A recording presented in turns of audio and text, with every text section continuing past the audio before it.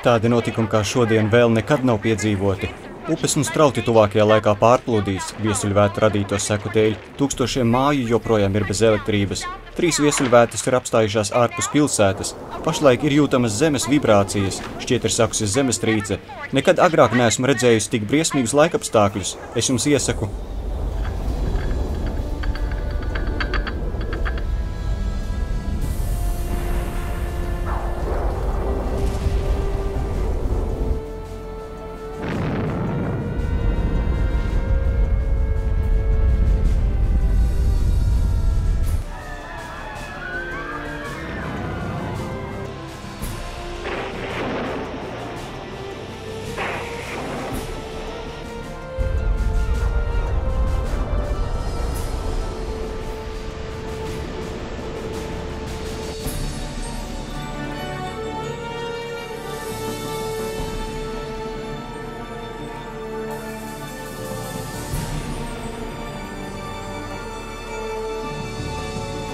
Skaties, mammu, tas ir Jēzus.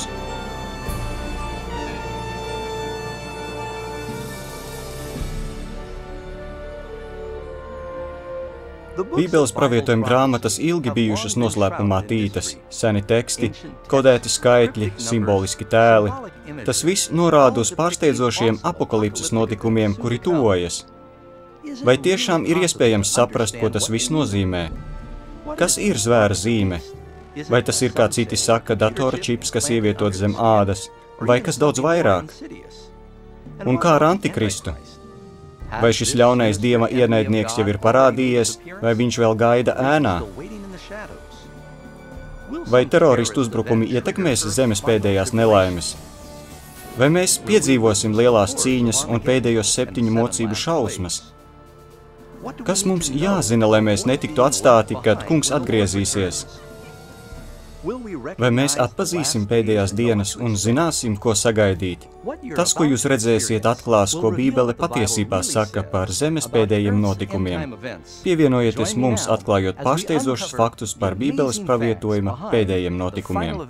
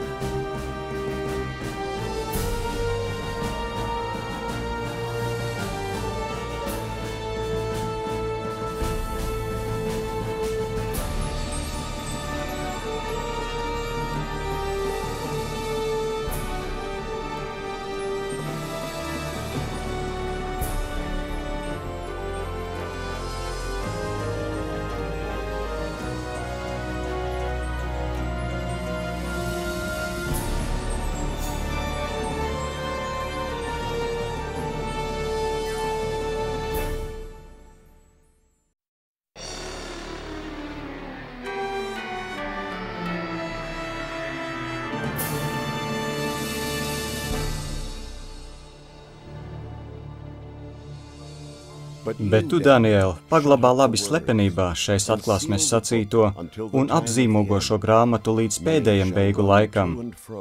Daudzi to tad izpētīs un atziņa vairosies. Pasaules gals, vai tas jebkad pienāks? Ja pienāks, tad kad?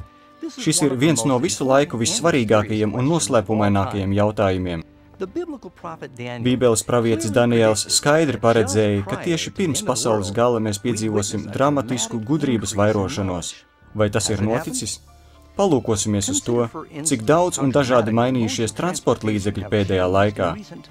60 gadsimtus cilvēks nevarēja ceļot ātrāk par ātrāko zirgu. Tagad ceļojumi, kuri tika reiz mēroti mēnešiem, ir iespējami pāris minūtēs. Vienā paaudzē datora revolūcija ir ieviesusi prātam neaptveramas pārmaiņas, par kurām mūsu priekšteči nevarēja pat iedomāties. Bet vēl precīzāk šīs raksturvietas skaidrojums būtu šāds. Zināšanas vairosies pētot pravietiskās grāmatas. Un kā paredzēts, arī tas ir noticis. Taču Daniela raksti nav vienīgie Bībelē, kuri runā par pēdējo dienu notikumiem. Kādas vēl zināšanas var būt paslēptas šajos senajos rakstu tekstos? Bet jūs dzirdēsiet karus un karu daudzināšanu. Esiet nomodā, nebīstieties, jo tam tā jānotiek, bet tas nav vēl gals. Un būs bada laiki un zemestrīce dažās vietās, bet tas viss būs tikai lielo bēdu iesākums.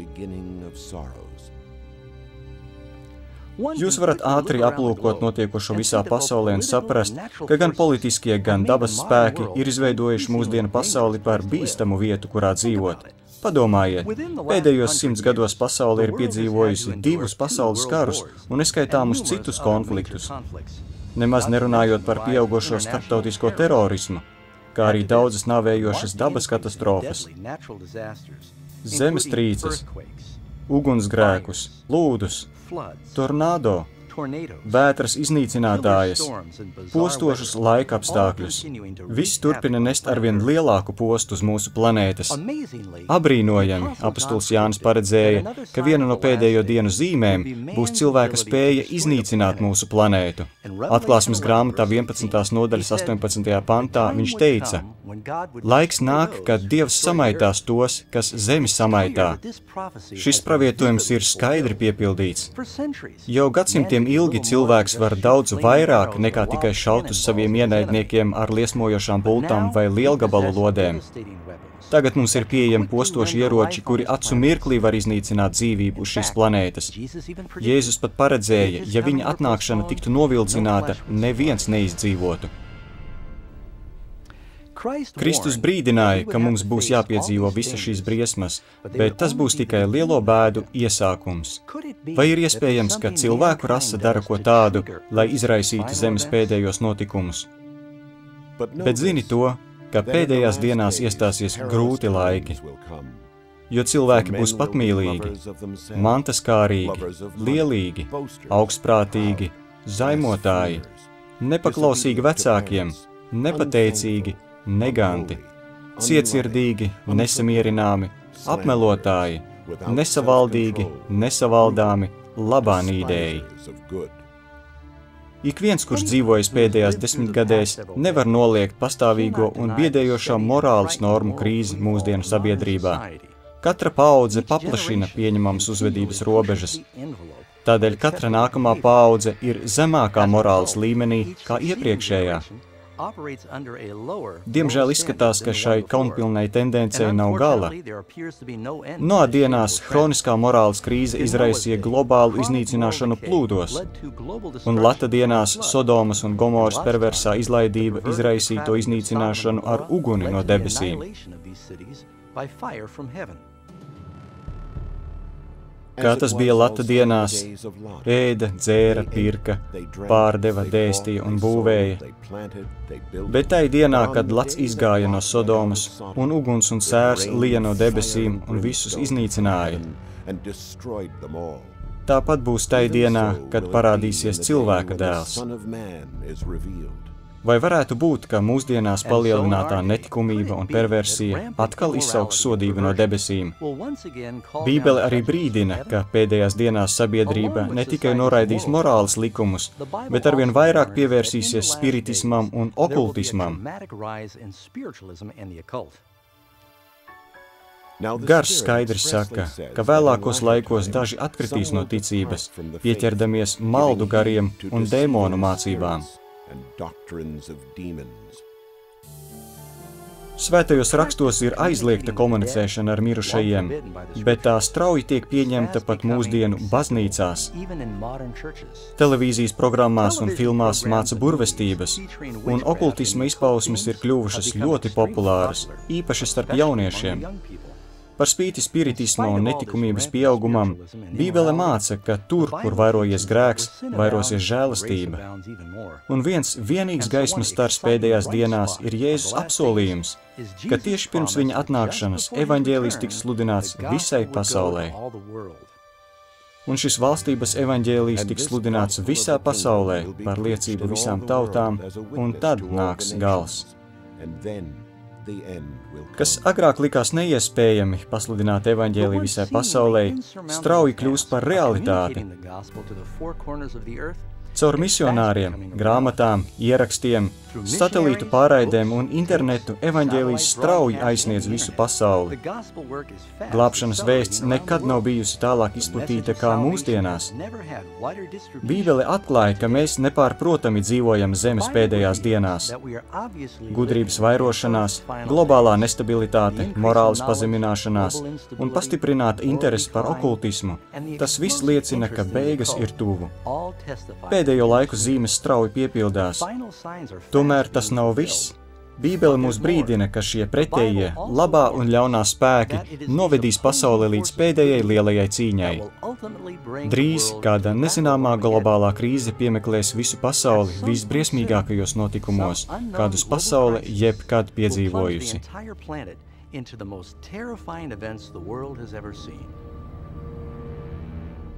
Jo tad būs tādas lielas bēdas, kādas nav bijušas no pasaules iesākuma līdz šim laikam, un kādas arī vairs nebūs. Kāda katastrofa gan izraisīs šo pēdējo krīzi, un kad tas notiks? Vai tas varētu būt postošs terorisma uzbrukums, starptautiska ekonomiskā krīze, varbūt zemestrīce, asteroīds vai kāda cita stihiska nelaime? Varbūt kāda ķīmisko vielu noplūde vai nāvējošs bioloģisks mēris. Varbūt pat vairākas šīs katastrofas. Bībele neatklāja precīzus kritiskos notikumus, tomēr tā atklāja nākotnes dramatiskās ainas. Nākamajā nodaļā tu zināsi vairāk par pārsteidzošiem pēdējo laiku notikumiem, kuriem pat daudzi kristieši nav gatavi.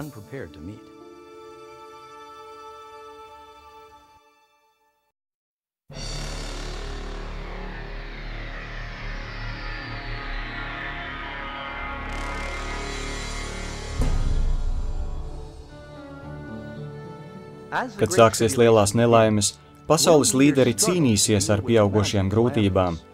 Tikmēr tie kristieši, kuri uzticēsies Dievam, piedzīvos brīnumainu svētā gara spēku.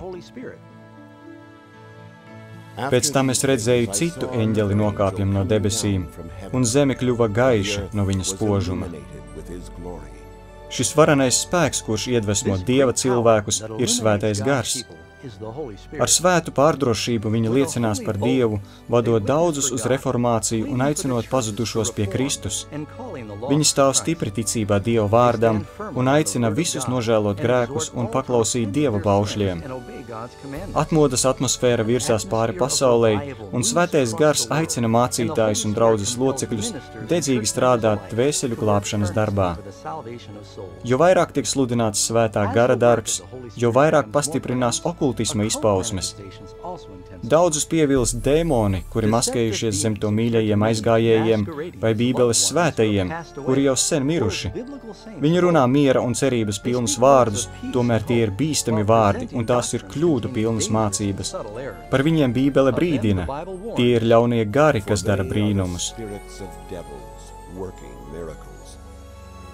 Kā jūs varat iedomāties, šīs pārdabiskās izpausmes piesaista milzīgu daudzumu cilvēku, un tikai daži spēj runāt pretī. Līdz šim brīdim ģimenēm un draudzēm nav izdevies cīnīties pret pieaugošā ļaunuma izplatīšanos.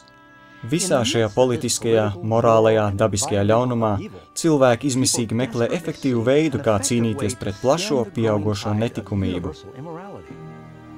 Reliģiskie un politiskie līderi steidzas ievies stingrākus likumus, lai atjaunotu dievišķus principus, cerībā, ka tas atnesīs mieru uz pasaules. Šīs aplamās rīcības sekas ir valdības izdotie likumi, kur ir tiešā pretrunā ar Dieva likumiem. Bet tā nav pirmā reize pasaules vēsturē, kad kaut kas tāds notiek. Atcerieties pazīstamo stāstu Daniela grāmatas 3. nodaļā, kur Babilonijas ķēniņš Nebukadnecars pavēlēja visai karaļvalstī zemoties un pielūgt lielo zelta tēlu, kur viņš pats lika izveidot. Tomēr 3 jauni ebreji zināja, ka šī pavēle ir pretrunā ar Dieva otro bausli, zemoties elku dievu priekšā. Viņi palika uzticīgi Dievam un atteicās zemoties tēla priekšā. Ķēniņš bija noskaities un pavēlēja viņus iemest degošā ceplī, bet Dievs iejaucās un izglāba viņu dzīvības. Un vēl ir stāsts par Danielu lauvas bedrē. Persijas ķēniņš izdeva likumu, ka 30 dienas neviens nedrīkst pielūgt nevienu citu dievu kā vien viņu.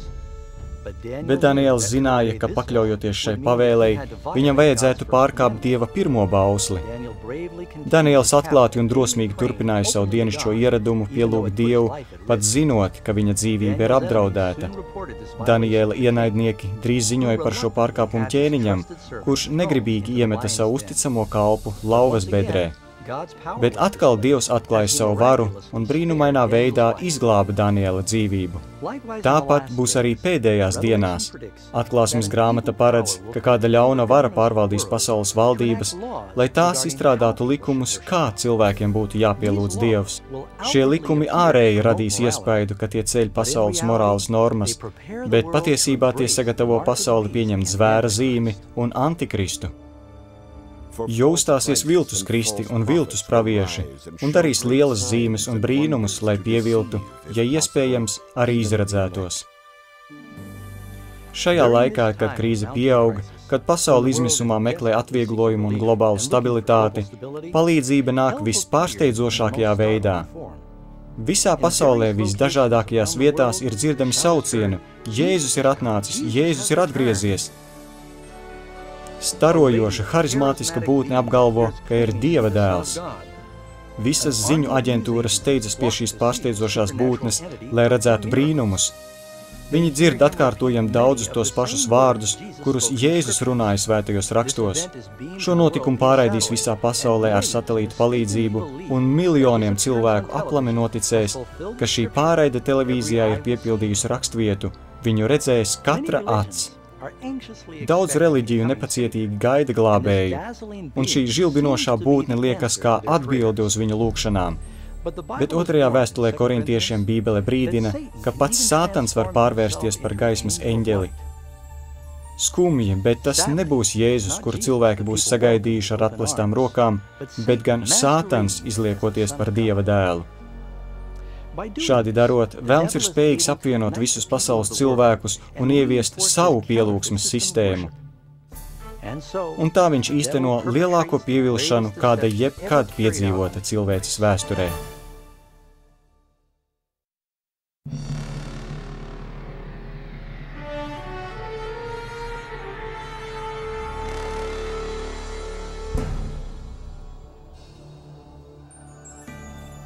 Sātana meli kļuva par motivējošu spēku pasaulē.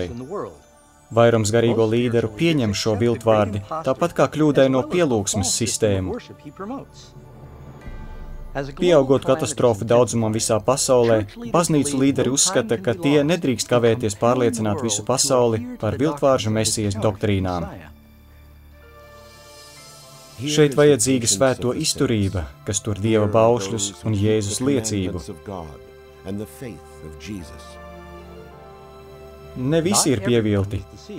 Tikai daži saprot, ka Bībele ir brīdinājusi par šo lielo pievilšanu, un viņi zina, ka šī viltus mesijas mērķis ir vestos prom no Dieva baušļiem.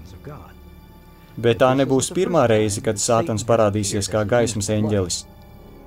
Kad Kristus tika kārdināts tuksnesī, Sātans parādījās no debesīm kā krāšņs Dieva vēstnesis.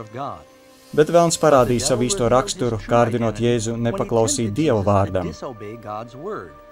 Arī šoreiz varam redzēt līdzīgu taktiku. Velns cenšas pievilkt pasauli, liekot tiem nepaklausīt Dieva likumiem. Neviens nevar kalpot diviem kungiem. Vai viņš vienu ienīdīs un otru mīlēs, ja viņš vienam pieķersies un otru atmetīs. Pasaulē pienācis laiks izdarīt izvēli. Viltus Kristus un globālā nesaskaņa sadala pasauli divās grupās. Tie, kuri seko Bībelei, un tie, kuri seko zvēram. Nemieris pilda cilvēku sirdis, un reliģija ir galvenais temats cilvēku prātos.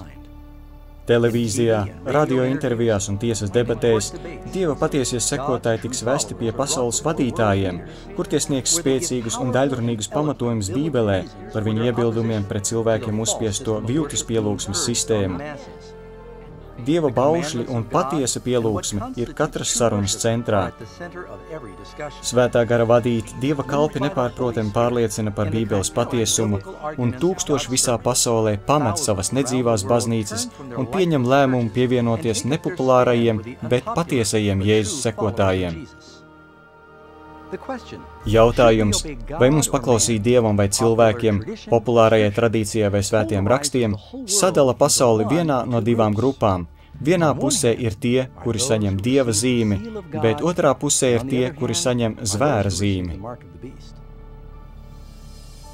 Netaisnais, lai dara vēl netaisnību, nešķīstais, lai grimst vēl nešķīstībā, bet taisnais, lai dara arī turpmāk taisnību, svētais, lai pastāv arī turpmāk svētumā.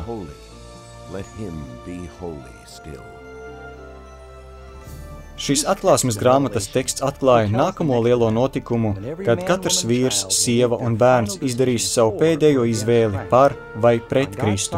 Dieva pusē ir tie, kuri uzticīgi paļaujas uz viņa vārdu, neskatoties uz pretestību.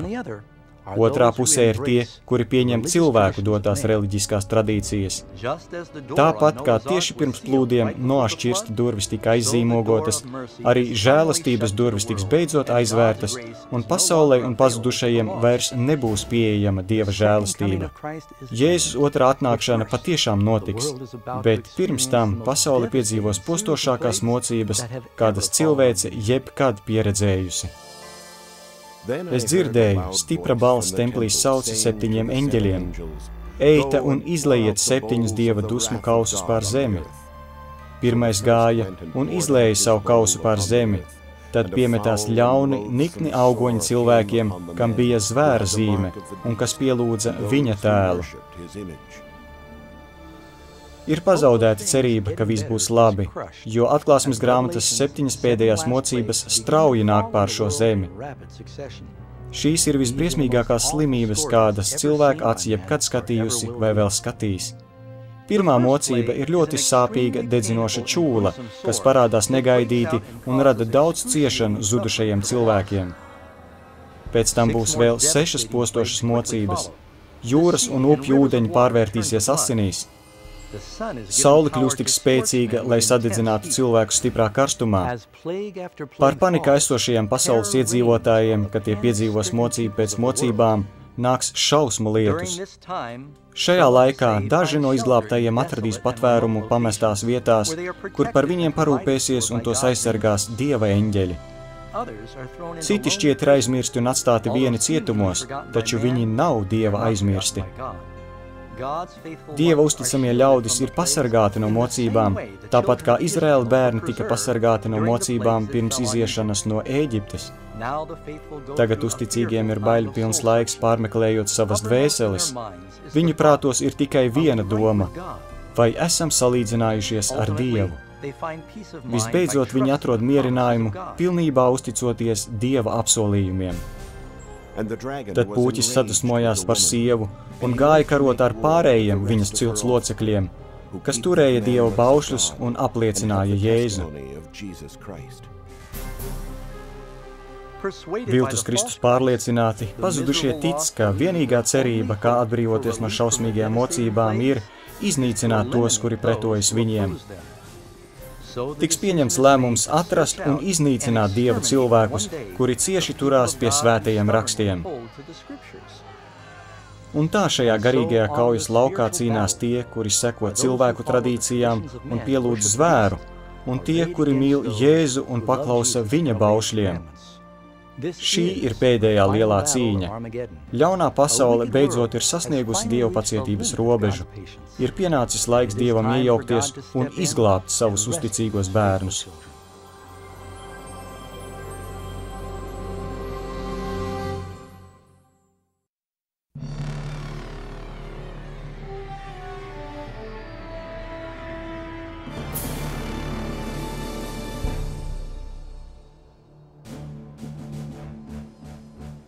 Bet nakts vidū balss atskanēja: redzi, līgavainis nāk.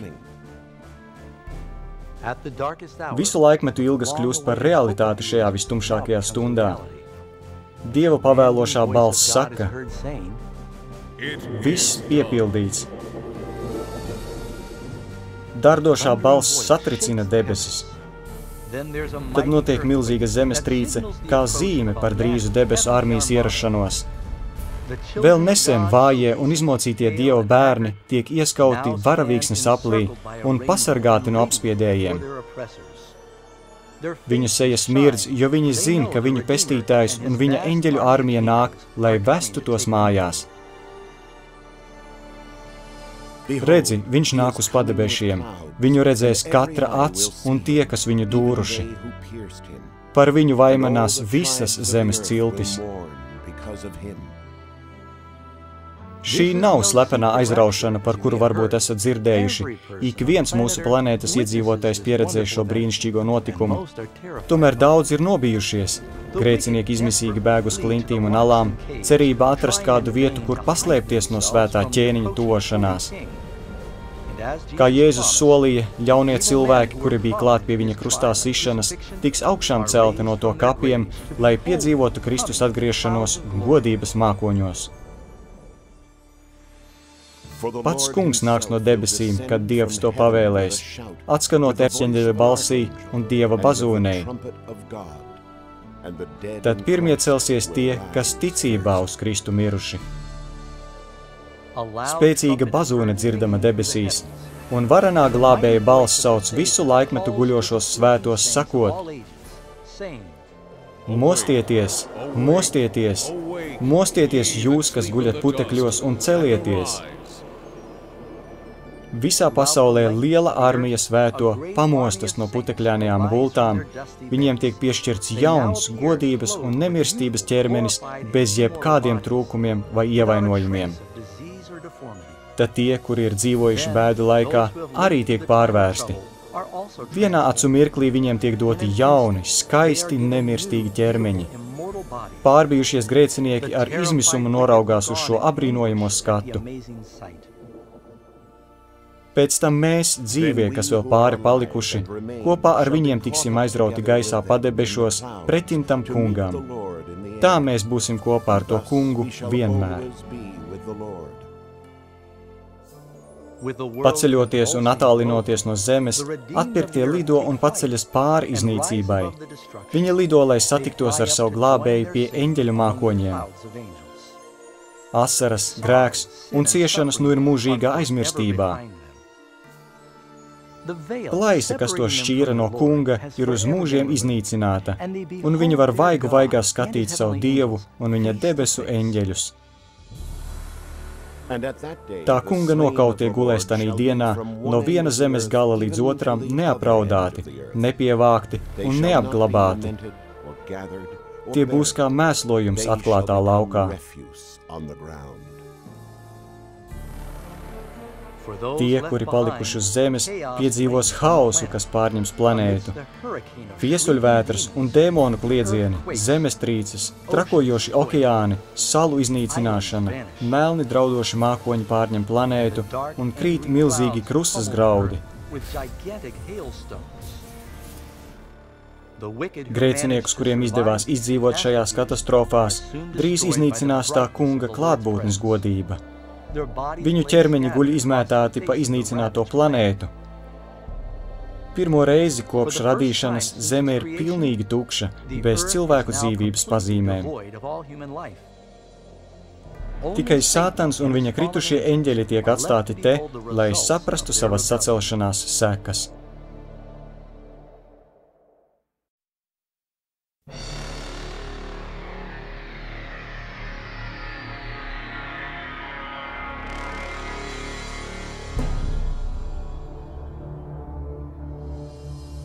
Es redzēju eņģeli nokāpjam no debesīm. Tam bija rokās bezdibeņa atslēga un liela ķēde. Viņš satvēra Sātanu un sasēja to uz 1000 gadiem.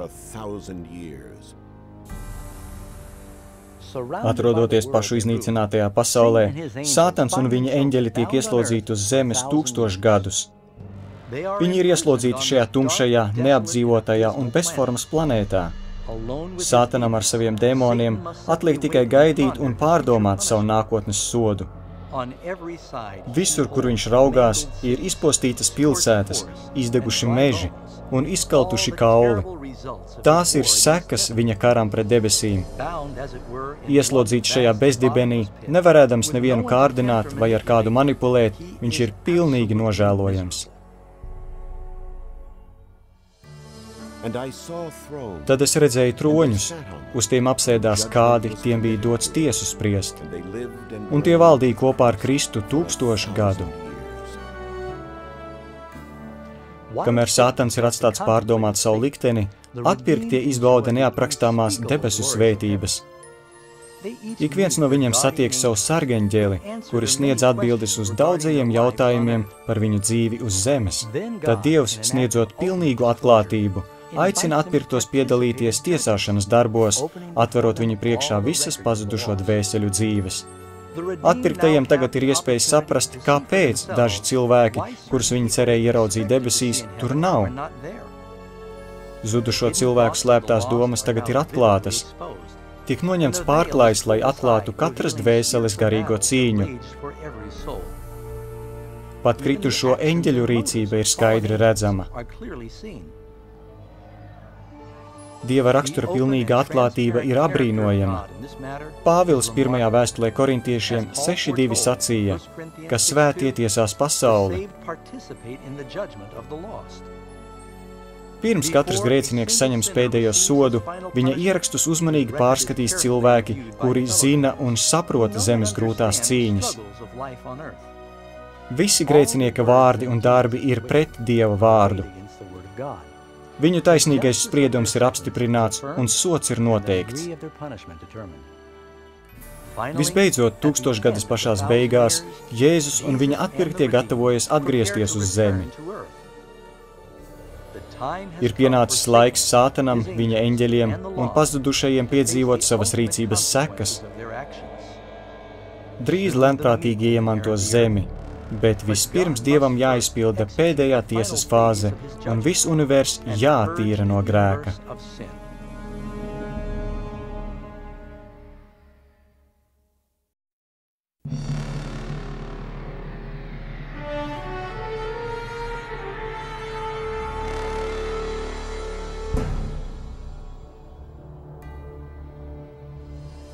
Un es redzēju svēto pilsētu, jauno Jeruzālemi, nokāpjam no debesīm, no Dieva, sagatavotu kā savam vīram greznotu līgavu. Pēc 1000 gadu sabata debesīs, Kristus un viņa atpirktie ar jauno Jeruzālemi atgriežas uz zemi. Kad jaunā pilsēta tuvojas pamestajai planētai, Jēzus pavēl mirušajiem grēciniekiem celties augšā no putekļainajiem kapiem. Pēc viņa vārda, neizglābtie no visiem laikmetiem un vietām, tagad stāv Dieva priekšā. Pazudušajiem augšām celtajiem ir tie paši mirstīgie ķermeņi, kādi tiem bija pirms nāves. Kad Jēzus nolaižas, viņa pēdas pieskaras Eļas kalnam un spēcīga zemestrīce sadala kalnu divās daļās un pārveido to lielā līdzenumā. Tad jaunā Jeruzāleme, milzīgā Dieva pilsēta nolaižas no debesīm un nostājas līdzenumā, kuru Jēzus ir sagatavojis.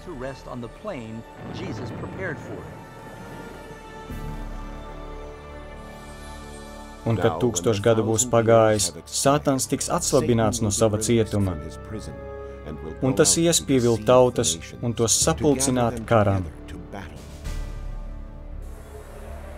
Abrīnojami, bet Sātanam izdodas pievilt savus sekotājus vēl pēdējo reizi. Viņš sarīko mītiņu, lai iekarotu debesu pilsētu ar spēku. Ģenerāļi un militārie vadoņi no visām paudzēm tagad apvieno savus spēkus, lai sagatavotos gaidāmajai kaujai. Šajā brīdī pazudušie atklāja, ka viņu sirdis nav izmainītas. Ja tas būtu iespējams, viņi gāstu Dievu no troņa un iekarotu svēto pilsētu ar spēku. Viņi pat nesaprot, ka viņu karš jau ir beidzies, pirms tas vispār ir sācies. Tiesas diena ir atnākusi. Un es redzēju mirušos, lielos un mazos, stāvam goda krēsla priekšā, un grāmatas tika atvērtas. Mirušie tika tiesāti pēc viņu darbiem. Pēkšņi pāri visai pilsētai parādās kungs savā godības tronī.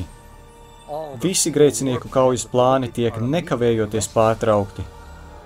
Kad pazudušie ieskatās Dieva sejā, tie savu acu priekšā redz katru grēku, ko jebkad darījuši.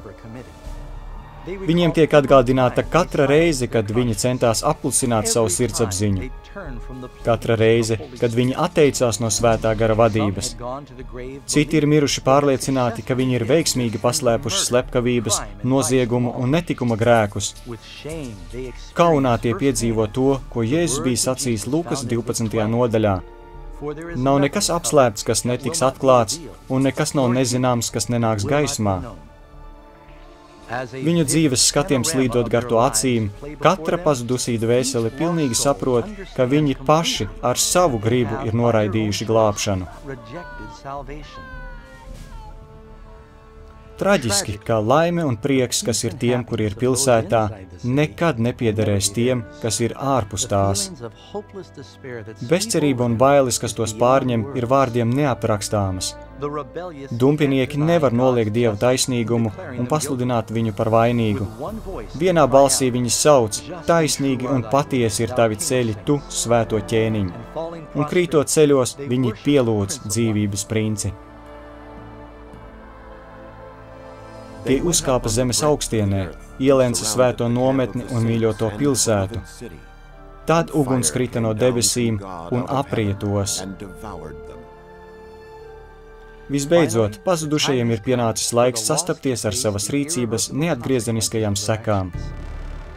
Bez brīdinājuma uguns un sērs krīt no debesīm. Zeme salūst un uguns sprākst no zemes iekšienes. Kamēr grēcinieki deg, taisnie atrodas drošībā un ir pasargāti jaunās Jeruzālemes vārtos. Katrs grēcinieks tiek sodīts par to, ko bija darījis. Tie, kuriem bija daži grēki, tika iznīcināti ātrāk, kamēr tie, kuri ir vainīgi lielos noziegumos pret cilvēci, cietīs ilgāk. Sātans, visu grēku ierosinātājs, cietīs visilgāk. Dievam grēcinieku sodīšana ir sāpīgs darbs, bet to pieprasa taisnīgums. Grēka alga ir nāve. Pie krusta Jēzus cieta pēdējo sodu par ikvienu, kurš pieņems viņa upuri, bet pazudušie diemžēl noraidīja šo dāvanu un samaksāja šausmīgo grēka algu paši.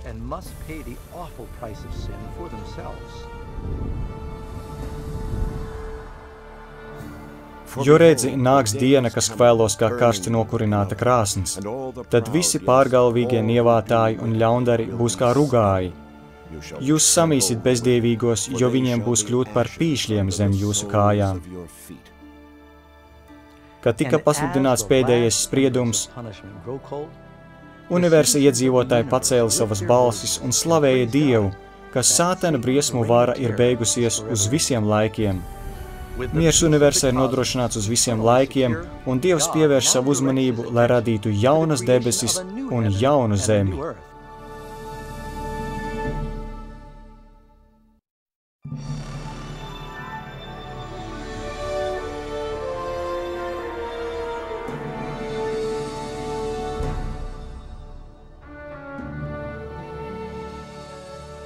Es redzēju jaunas debesis un jaunu zemi, jo pirmā debes un pirmā zeme bija zudusi. Pēc zemes šķīstīšanas ar uguni, kungs uzsāk brīnumaino pārradīšanas darbu. Viņa vārda spēkā zeme tiek atjaunota tās sākotnējā skaistumā. Viņš runā un nekavējoties zemi pārklāj bagātīga augu valsts dažādība. Pēc viņa pavēles zeme un ūdens atkal atgūst dzīvību. Daudz sarežģītas un abrīnojamas būtņu sugas mierīgi atklāja jauno paradīzi. Jaunās zemes atmosfēra ir tīra un patīkama. Zeme kļūst kā dzīva, brīnišķīgās jaunās radības izstāde. Viņš nožāvēs visas asaras no viņu acīm. Nāvis vairs nebūs, nec bēdu, nec vaidu, nec sāpju vairs nebūs, jo kas bija, ir pagājis. Universa drošība ir pilnīga. Tā galvaspilsēta nu ir jaunā Jeruzāleme, un visas radītās būtnes priecājas, dzīvojot Dieva mīlestības pārvaldītajā zemē. Tiem, kuri ir izglābti no pilnīgas iznīcības, ir īpaša saikne ar viņu radītāju, kāda nav nevienai citai debesu būtnei. Grēks un grēcinieki ir uz mūžu iznīcināti, tomēr viena lielās sacelšanās zīme paliek. Kas notika ar tavām rokām? Tās ir rētas Jēzus rokās, kājās un sānos. Mūžībā tiks pavadītas svētīgas dienas viena pēc otras, un visas skumjās un sāpīgās atmiņas pazudīs godības spožumā. Vairs nebūs ierobežots dzīves ilgums, nemirstīgie Dieva bērni tagad ir brīvi sasniegt savus augstākos mērķus. Jauno neierobežoto zināšanu iespējas spēcinās un stimulēs prātu. Atpirktie vairs ar zemi nesaistīti, nu ir brīvi pētīt Dieva nebeidzamo universu. Debesis ir vieta ar pilnīgu mieru un harmoniju, kur mīlestība pret Dievu un citiem piepilda katra sirdi. Bībele apsola, ka šī nākamā karaļa valsts var būt tavas mūžīgās mājas.